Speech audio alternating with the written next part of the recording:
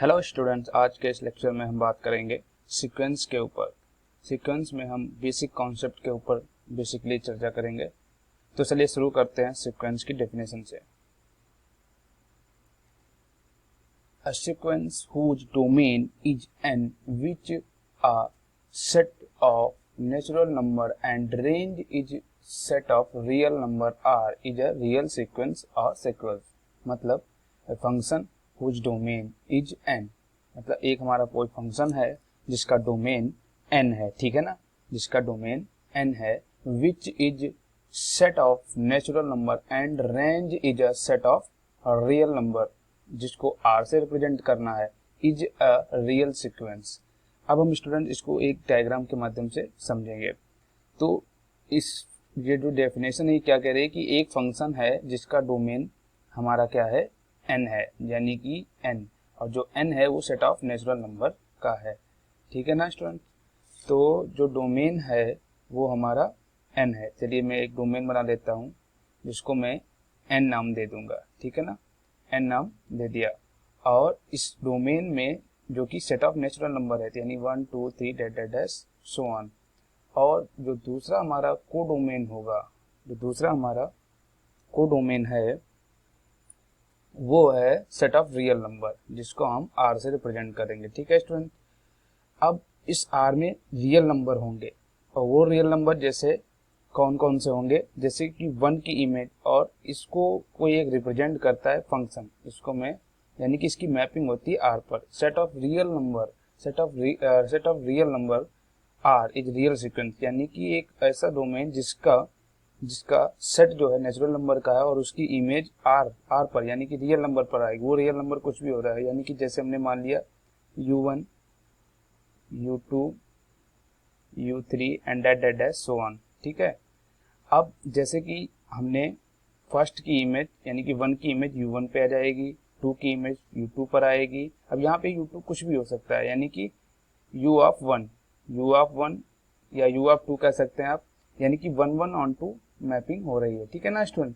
तो ये हमारा, अब जो इसमें हमारा जो कोई सेट मिलेगा, यानी कि जो सेट ऑफ सबसेट, यानी कि जो रियल नंबर का जो सबसेट होगा वो भी एक रियल ही नंबर का सबसेट होगा ना, वो भी एक रियल नंबर ही होगा। तो उसमें से जो हमारे एलिमेंट होंगे वो हमारे एक सीक्वेंस को रिप्रेजेंट करेंगे, एक सीक्वेंस को रिप्रेजेंट करेंगे।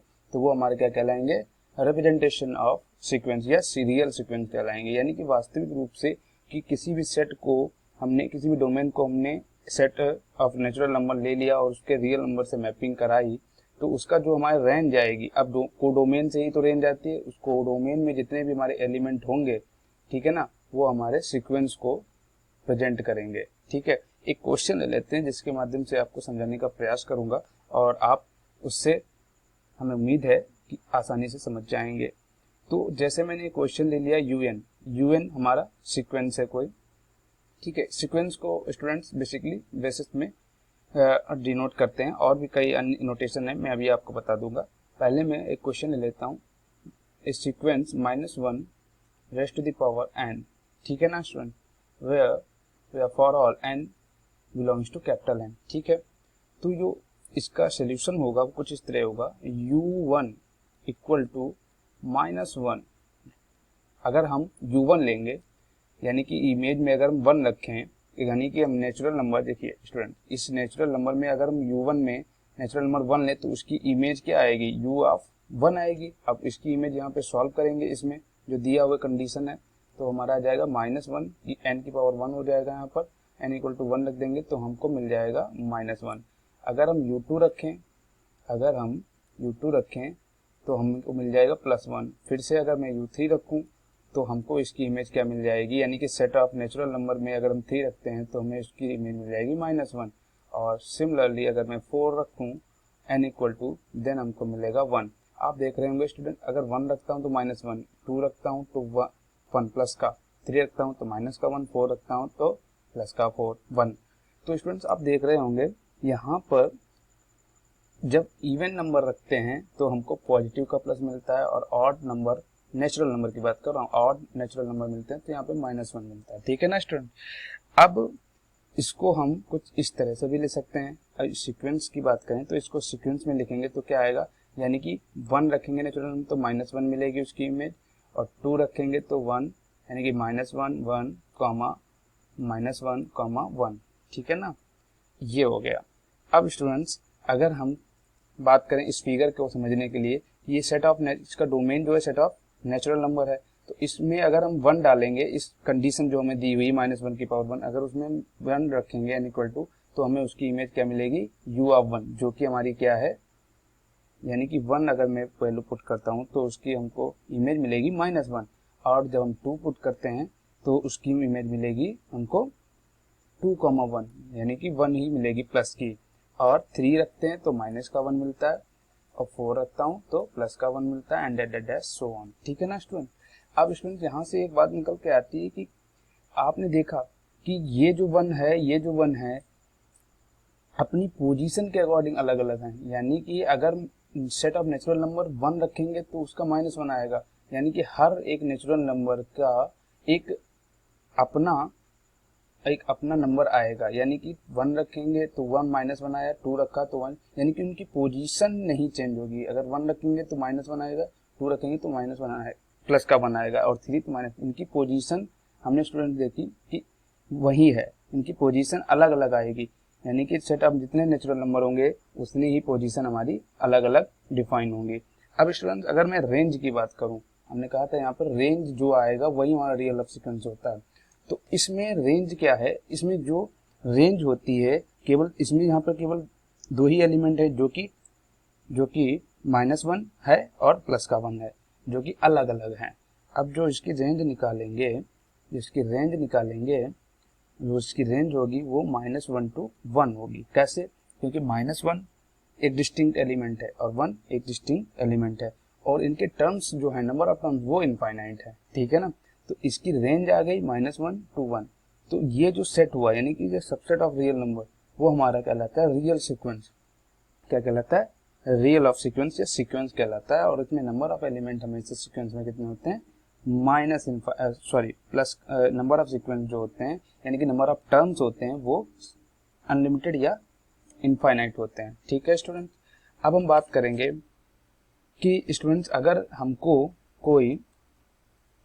कोई सीक्वेंस इस फॉर्म में दिखे तो या लिखा मिले k, k, dash so on, ठीक है, एंड हमको कभी कभी fn में भी लिखा मिल सकता है c, dash and so on. तो ऐसे हमारे सीक्वेंस जो होते हैं वो क्या कहलाते हैं, तो ऐसे सीक्वेंस फाइनाइट सीक्वेंस कहलाते हैं, सॉरी कांस्टेंट सीक्वेंस कहलाते हैं। क्या सीक्वेंस कहलाते हैं, कांस्टेंट सीक्वेंस कहलाते हैं। क्या कहलाते हैं, कांस्टेंट सीक्वेंस कहलाएंगे, ठीक है ना, कांस्टेंट सीक्वेंस कहलाएंगे।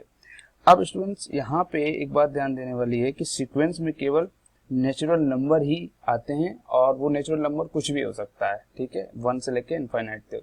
अब उसमें अगर रिपीटेड वही नंबर आ रहा है तो हमारा कांस्टेंट सीक्वेंस कॉमा के साथ आएगा, ठीक, कांस्टेंट सीक्वेंस कहलाएगा, ठीक है स्टूडेंट्स। अब स्टूडेंट्स अब इनके नोटेशन की बात, हमने कहा था नोटेशन आपको बताना है।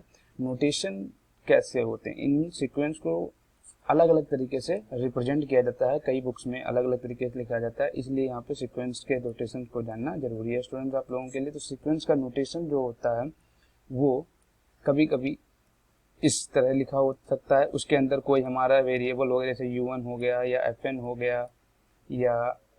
गया या हमारा pn भी हो सकता है, और या हमारा xn हो सकता है। तो ये सब हमारे रिप्रेजेंट करते हैं सीक्वेंस को, और कभी कभी कर्ली ब्रैकेट में भी दिया होता है और उसके अंदर fn या xn या हमारा un दिया होगा, ठीक है स्टूडेंट, और कभी कभी सिंपल ब्रैकेट में भी दिया होगा। और इस नोटेशन को अब हम xn कभी कभी लिखा मिल जाता है, un मिल जाता है, pn भी मिल सकता है, fn भी मिल सकता है, तो उससे घबराने की बात नहीं है। यहाँ पे n इक्वल टू 1 से लेके इनफाइनाइट तक की नंबर होते हैं, जो कि सेट ऑफ नेचुरल नंबर को रिप्रेजेंट करता है, क्योंकि 1 से लेके इनफाइनाइट तक हमारा नेचुरल नंबर ही होता है। तो इसको आप ऐसे भी लिखा दे सकते हैं। तो इसमें मोस्टली यही लिखा हुआ मिलता है। अगर हम यहाँ पर बात करें तो हम यहाँ पे सीक्वेंस को UN के रूप में इस तरह डिफाइन करेंगे, इस तरह से पढ़ते हुए चलेंगे जिससे हमको कंफ्यूजन क्रिएट ना हो। ठीक है स्टूडेंट्स, अब हम बात करेंगे कि UN सीक्वेंस, अब ये जो दिया है UN सीक्वेंस, इसका मतलब क्या हुआ। UN सीक्वेंस का मतलब है कि इस सीक्वेंस के अंदर इनफाइनाइट टर्म होंगे, U1, U2, U3, U4 and dash UN and dash sequence, infinite term. अब ये 4वां टर्म है, ये तीसरा टर्म है, ये चौथा टर्म, ये पांचवा, ऐसे ये nवां टर्म होगा और उसके आगे भी टर्म्स होंगे जो कि इनफाइनाइट नंबर को रिप्रेजेंट करता है। अगर स्टूडेंट हमारे पास दो तरह के सीक्वेंस दिए हों, अगर स्टूडेंट हमारे पास दो तरीके के सीक्वेंस दिए हुए जैसे UM एंड UN, ठीक है ना, दो तरीके के सीक्वेंस हैं जिनके पद आपस में बराबर हैं, आप बराबर नहीं है, यानी कि m is not equal to n, जिनके पद यानी कि जिनके टर्म्स आपस में इक्वल नहीं है, मतलब nवां टर्म और mवां टर्म जो अलग अलग हैं, जो कि सीक्वेंस में ही होंगे, ठीक है ना। तो उसका मतलब है कि वो जो सीक्वेंस होगा वो हमारा सीक्वेंस क्या हो जाएगा, डिफरेंट सीक्वेंस या डिफरेंट सीक्वेंस कहलाएंगे, या डिफरेंट सीक्वेंस या डिस्टिंक्ट सीक्वेंस, ठीक है ना स्टूडेंट। तो ये हमारे कहलाएंगे डिफरेंट सीक्वेंस में अगर m इक्वल टू n है और उसका nवां टर्म भी अलग अलग होंगे तो वो हमारे कहलाएंगे, क्या कहलाएंगे, डिफरेंट सीक्वेंस। अब स्टूडेंट्स, अब हम बात करेंगे, हमने बताया कांस्टेंट सीक्वेंस क्या होते हैं, ठीक है। अब सीक्वेंस में जो होता है वो पॉइंट ये ध्यान रखने वाला होता है कि सीक्वेंस में मोस्टली हमको पॉइंट जो मिलता है कि इनफाइनाइट, जिसमें अनलिमिटेड टर्म होते हैं, अनलिमिटेड नंबर ऑफ टर्म्स होते हैं, वो हमारे सभी क्या कहलाएंगे, इनफाइनाइट सीक्वेंस। दो प्रकार के सीक्वेंस होते हैं, infinite sequence and finite sequence, infinite sequence and finite sequence. Finite sequence में नंबर ऑफ टर्म्स की संख्या दी होगी कि कितने इसमें टर्म्स हैं, तो वो हमारा कहलाएगा फाइनाइट सीक्वेंस। जैसे सपोज किसी सीक्वेंस में हमको 20 टर्म्स दिए हैं, यानी तो वो हमारा कहलाएगा फाइनाइट सीक्वेंस। और जिसमें terms of number of terms के कोई भी संख्या हमको ज्ञात नहीं, यानी कि अनलिमिटेड संख्या दी हुई है, यानी कि इनफाइनाइट टर्म्स दिए हुए हैं, तो हमारा इनफाइनाइट सीक्वेंस कहलाएगा। ठीक है स्टूडेंट, अब हम बात करेंगे जो सीक्वेंस की रेंज, अब हम जो बात करेंगे कि वह सभी सीक्वेंस जो इनफाइनाइट सीक्वेंस होते हैं और जिस सीक्वेंस में रेंज फाइनाइट होगी, जिस सीक्वेंस में रेंज फाइनाइट होगी, वो फाइनाइट सीक्वेंस को कहीं ना कहीं रिप्रेजेंट करता है। ठीक है स्टूडेंट्स, ये भी एक पॉइंट है। तो स्टूडेंट्स, आपने इस लेक्चर में सीक्वेंस को बेसिक कॉन्सेप्ट के बारे में समझा और एक क्वेश्चन भी किया कि माइनस कोई UN है जो -1 की पावर n है, और उसमें अगर हम वैल्यू नेचुरल नंबर के अलग अलग नेचुरल नंबर को वैल्यू डालें या पुट करें तो उसकी अलग अलग इमेजेस आती हैं और उनको हमको अलग अलग इमेजेस से डिनोट करते हैं, यानी कि उनको पोजीशन नहीं चेंज होती है और वो एलिमेंट भले ही रिपीट कर रहे हों लेकिन वो डिस्टिंक्ट एलिमेंट माने जाएंगे, और उसी से हम रेंज फाइंड कर लेते हैं और उस रेंज को ही हम कहीं ना कहीं सीक्वेंस के रूप में प्रदर्शित करते हैं या कहते हैं। तो आज के लेक्चर में स्टूडेंट हमने सीक्वेंस के बेसिक्स को समझा। तो मिलते हैं हम अपने अगले लेक्चर में, तब तक के लिए धन्यवाद।